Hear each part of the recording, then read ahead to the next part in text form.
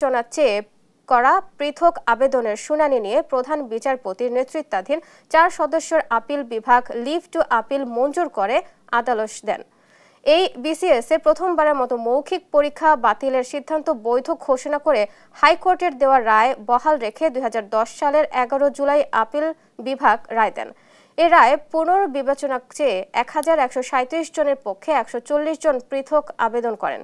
রিটকারী আইনজীবী জানান, দীর্ঘ 16 বছরে আইনি লড়াই কাল শেষ হবে বলে আশাবাদী তারা।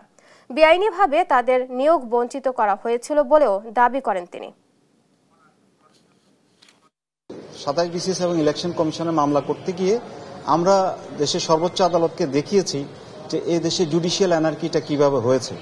তো সেখানে বলতে গিয়ে আমরা বলেছি যে এই যে বাংলাদেশে যা কিছু সিস্টেমেটিক ডেসিমেশন অব দি ইনস্টিটিউশনসগুলো হয়েছে এবং বাংলাদেশে যেভাবে ফ্যাসিজমটা ডেভেলপ করেছে এবং ইনস্টিটিউশনগুলো নষ্ট হয়ে গেছে, এর অধিকাংশের দায় বিচার বিভাগের। বিচার বিভাগ কোনো অবস্থাতেই দায় এড়াতে পারে না।